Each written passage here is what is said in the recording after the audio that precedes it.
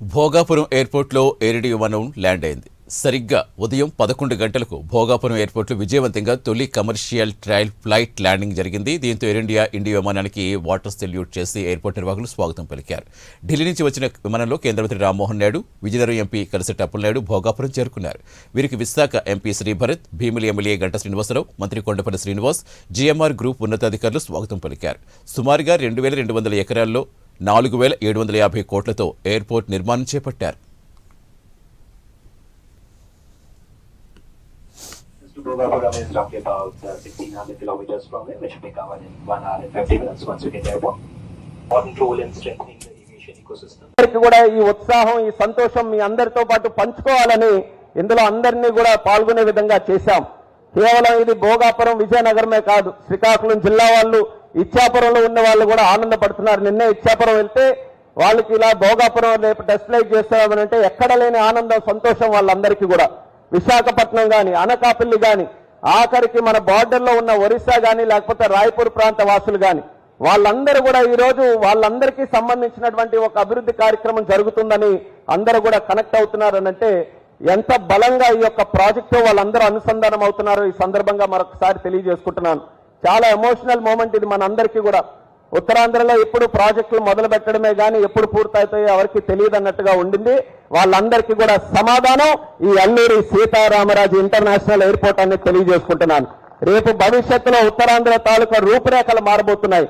Visakhapatnam economic reason తో మనం ముందుకెళ్తున్నాం. విశాఖపట్నం ఎకనామిక్ రీజన్ కి కేంద్ర బడ్జెట్ లో కూడా నిధులు కేటాయించి మన ప్రాంతం అన్ని విధాలుగా డెవలప్ చేయాలని కేంద్ర ప్రభుత్వం తాలూకా సహకారం చంద్రబాబు నాయుడు గారి ఆధ్వర్యంలో తీసుకుంటున్నాం. ఇవి ఎందుకు చెప్తున్నానంటే ఇక్కడ స్థానికంగా ఉన్నటువంటి యువతరం మీరు ఈ యొక్క ఆపర్చునిటీని ఎయిర్ ఇండియా వాళ్ళ సహకారంతో ఇక్కడ ల్యాండ్ చేయించాం. ఇది విజయవంతంగా జరిగినందుకు ప్రతి ఒక్కరికి ఇందులో కాంట్రిబ్యూట్ చేసినటువంటి వారు, మరి ముఖ్యంగా ఉత్తరాంధ్ర ప్రజానికం అందరికీ కూడా ఈ శుభ సందర్భాన శుభాకాంక్షలు అందరికీ కూడా తెలియజేసుకుంటున్నాం. ఇప్పుడు ల్యాండ్ అవుతున్నప్పుడు, ల్యాండ్ అయిన తర్వాత పైలట్ అనౌన్స్మెంట్ చేశారు ఫ్లైట్ లో, అల్లూరి సీతారామరాజు అంతర్జాతీయ విమానాశ్రయంలో మీ అందరికీ కూడా స్వాగతం అని. ఆ మాట వినడానికి ఎన్నో సంవత్సరాల నుంచి మనం ఎదురు చూస్తూ ఉన్నాం. వాస్తవానికి చెప్పుకోవాలంటే ఈ యొక్క భోగాపురంలో ఎయిర్పోర్ట్ అన్నటువంటి బీజం వేసినటువంటిది మన విజనరీ లీడర్, మన ముఖ్యమంత్రి వర్యులు శ్రీ నారా చంద్రబాబు నాయుడు గారు. ఆ రోజు ఉత్తరాంధ్ర అంతటిని కూడా కలిపి కట్టుగా మనం అభివృద్ధి చేయాలనంటే ఒక ప్రాజెక్ట్ అందరికీ ఉపయోగపడే విధంగా, కనెక్టివిటీని పెంచే విధంగా ఇక్కడ చేయాలనే ఆలోచనతో అప్పుడు మన ఉత్తరాంధ్ర నుంచి పార్లమెంట్ సభ్యుడిగా కేంద్ర మంత్రిగా ఉన్నటువంటి పోసపాటి అశోక్ గజపతిరాజు గారి తాలూకు ఆధ్వర్యంలో ఆనాడు 2016లో కేంద్ర ప్రభుత్వం నుంచి ఇన్ ప్రిన్సిపల్ అప్రూవల్ ఈ భోగాపురం ఎయిర్పోర్ట్ కోసం చేసుకోవడం జరిగింది. కానీ తర్వాత ప్రభుత్వం మారడం వల్ల, అనేక కారణాల వల్ల, అనేక ఇబ్బందులు రావడం వల్ల ఆలస్యమైనా మళ్ళీ ఆ భగవంతుడి అవకాశం నాకు కల్పించాడు.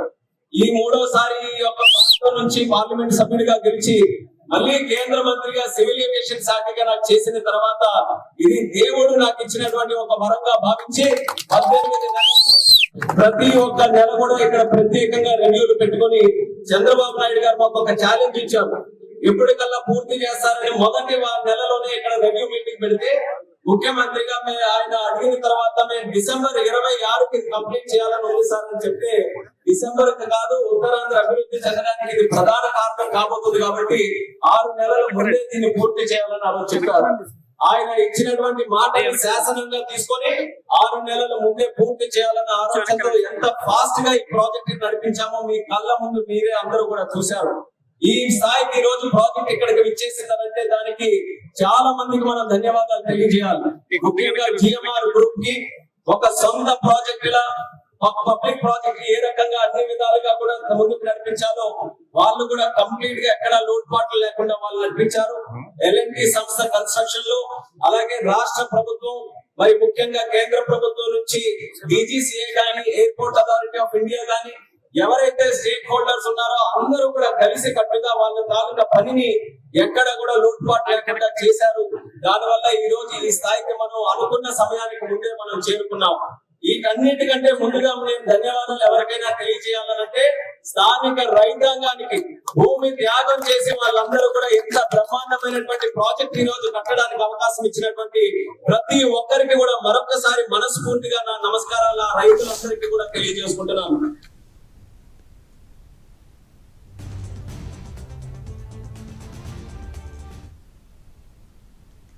On behalf of Micro, I would like to welcome all of you on board NHF 1.